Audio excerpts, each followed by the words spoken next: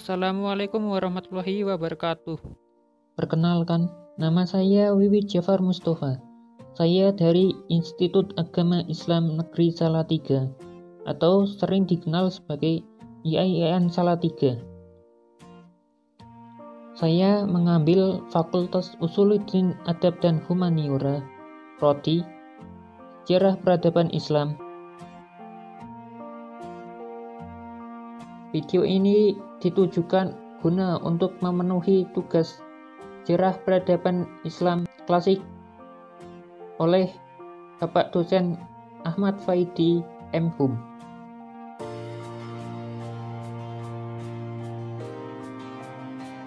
Di video ini saya akan membahas tentang konsep dasar dan ruang lingkup sejarah peradaban Islam.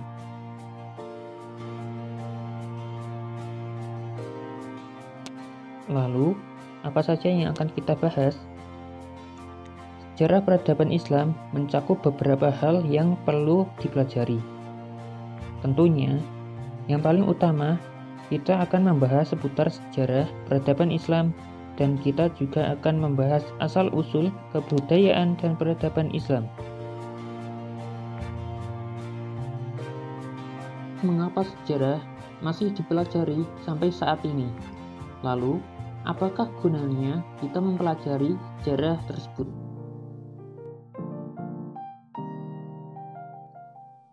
Sejarah Islam, mungkin dari kalian ada yang tidak asing mendengar kalimat ini.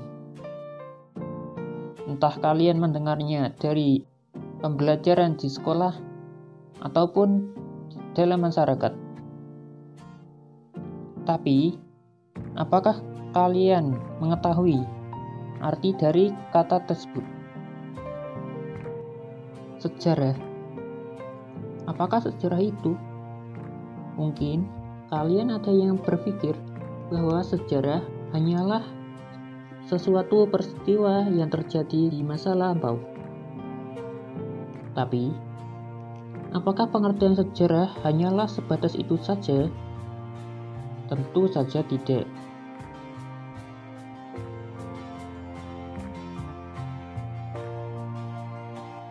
Nah, sekarang saya di sini akan menjelaskan tentang konsep dasar dan ruang lingkup sejarah peradaban Islam. Nah, tanpa basa-basi lagi, mari kita mulai. Nah, sekarang kita akan mengetahui yang dimaksud dengan sejarah Islam.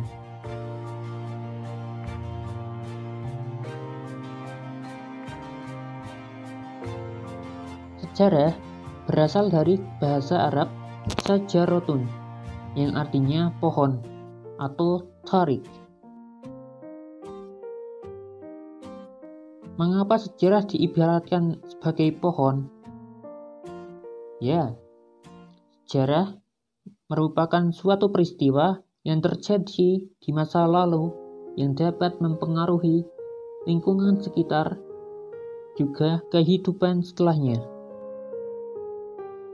Sama seperti jika kita menanam bibit pohon. Lah, kenapa pohon? Memangnya apa hubungannya pohon dengan sejarah? Lalu, kenapa tidak memakai istilah lain? Ya, sama halnya seperti saat kita menanam bibit pohon. Yang awalnya hanya batang dan daun. Namun, lama-kelamaan, bibit pohon tersebut akan tumbuh dan akan membentuk dahan dan ranting, dan nantinya cabang. Anggap saja, dahan dan ranting tersebut adalah peristiwa akibat dari sejarah itu sendiri. Bersumber dari Wikipedia, sejarah dalam bahasa Yunani, historia, berarti mengusut ilmu pengetahuan yang diperoleh melalui penelitian. Dalam bahasa Jerman disebut Geschichte, adalah kajian tentang masa lampau, khususnya sebagaimana kaitannya dengan manusia. Dalam bahasa lain, seperti histoire dalam bahasa Perancis, historie dalam bahasa Belanda, history dalam bahasa Inggris. Dalam bahasa Indonesia sendiri, sejarah dapat diartikan sebagai kajian atau peristiwa yang benar-benar terjadi pada masa lampau atau asal-usul, keturunan, atau silsilah. Menurut Sartono Kartodirjo, sejarah dibagi menjadi dua, yaitu sejarah objektif dan sejarah subjektif. Sejarah objektif adalah sejarah mengenai suatu peristiwa yang tidak dapat manusia prediksi terjadinya, yang dapat berpengaruh bagi lingkungan sekitar dan juga dapat menimbulkan dampak yang besar bagi manusia seperti bencana alam. Sejarah subjektif adalah sejarah yang terjadi sepengetahuan manusia dalam subjeknya adalah manusia itu sendiri. Misalnya, hijrahnya Rasulullah atau peristiwa proklamasi kemerdekaan dan lain-lain. Jadi, sejarah peradaban Islam berarti pembahasan mengenai peradaban Islam pada masa lalu. Pembahasan ini meliputi sejarah terbentuknya peradaban Islam, juga perkembangan yang terjadi setelahnya. Namun, sebelumnya, apakah kalian mengerti dan memahami makna dari sejarah dan kebudayaan Islam? Nah, kalau belum paham, mungkin yang akan saya terang permudah kalian untuk memahami hal tersebut.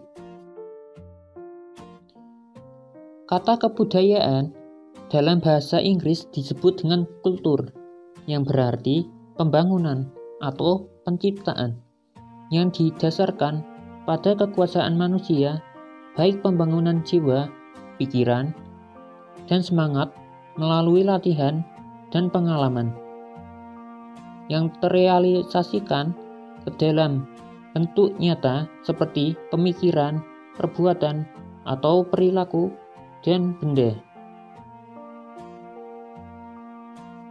Seperti yang kita tahu, kebudayaan adalah hasil karya, cipta, dan karsa manusia yang dapat berbentuk ideal berupa pemikiran, nilai, norma, peraturan, dan lain-lain.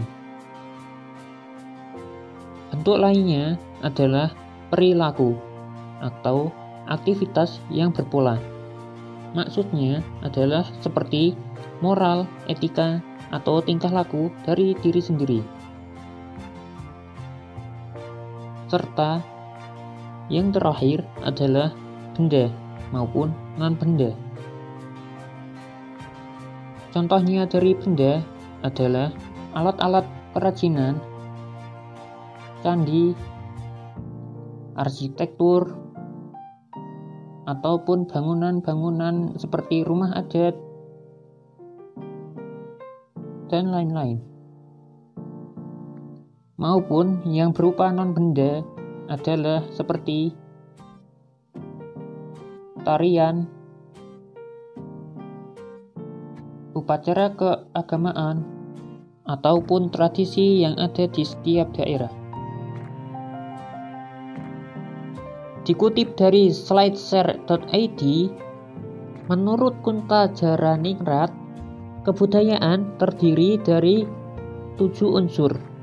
Pertama, bahasa. Bahasa adalah suatu pengucapan yang indah dalam elemen kebudayaan dan sekaligus menjadi alat perantara yang utama bagi manusia untuk meneruskan atau mengadaptasikan kebudayaan. Yang kedua adalah sistem pengetahuan. Sistem pengetahuan merujuk pada pengetahuan tentang kondisi alam sekelilingnya dan sifat-sifat peralatan yang dipakainya. Sistem pengetahuan meliputi ruang pengetahuan tentang alam sekitar, flora dan fauna, waktu, ruang dan bilangan, sifat-sifat dan tingkah laku sesama manusia. Yang ketiga adalah sistem kemasyarakatan atau organisasi sosial. Organisasi sosial adalah sekelompok masyarakat yang anggotanya merasa sama pemikiran antara satu dengan lainnya, seperti kekerabatan, asosiasi dan perkumpulan, sistem kenegaraan, dan sistem kesatuan hidup. 4. Sistem peralatan hidup dan teknologi.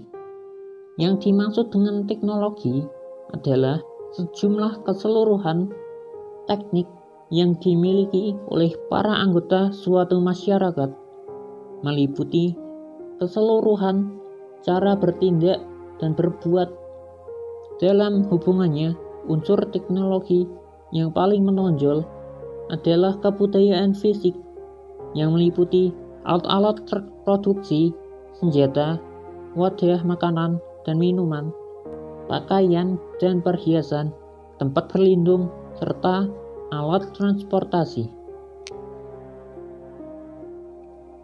Kelima, sistem mata pencaharian hidup atau sistem ekonomi merupakan segala usaha manusia untuk mendapatkan barang dan jasa yang dibutuhkan, seperti berburu dan mengumpulkan makanan, bercocok tanam, peternakan, pertanian, maupun perdagangan.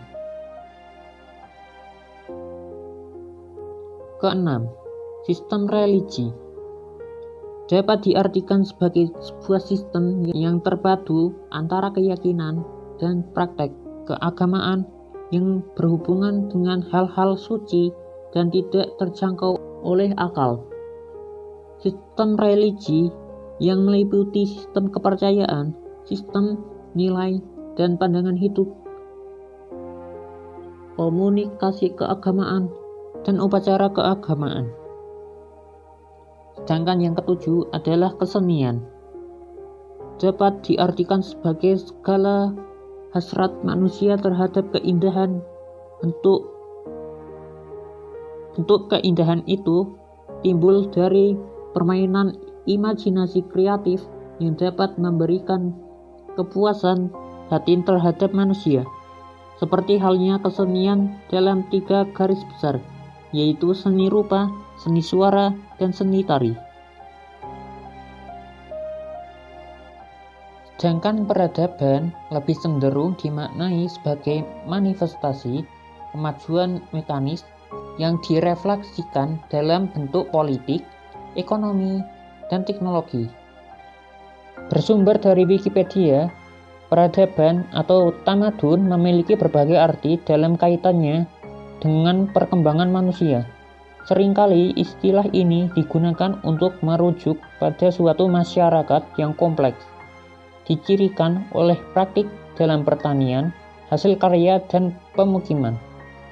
Dibandingkan dengan budaya lain, anggota-anggota sebuah peradaban tersusun atas beragam pembagian kerja yang rumit dalam struktur hierarki sosial. Periodisasi sejarah peradaban Islam secara garis besar oleh Harun Nasution membagi sejarah peradaban Islam dalam 3 periode. Pertama, periode klasik 650 sampai 1250 Masehi. 2. Periode pertengahan 1250 sampai 1800 Masehi. Ketiga, periode modern 1800 Masehi sampai sekarang. Inilah salah satu tujuan kita mempelajari sejarah, yaitu guna untuk mengetahui dan memahami setiap poin terciptanya suatu materi. Misalnya saja, peradaban dan kebudayaan yang dilahirkan atau diciptakan oleh masyarakat Islam. Dalam konteks ini, kita ditekankan untuk memahami bagaimana Islam sebagai agama mampu menjadi spirit atau kekuatan atau potensi yang mendorong masyarakat Islam dalam menciptakan sebuah peradaban dan kebudayaan. Sekian pembahasan dari saya tentang konsep dasar dan ruang lingkup sejarah peradaban Islam.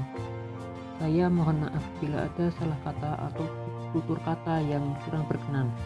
Billahi taufik wal hidayah. Wassalamualaikum warahmatullahi wabarakatuh.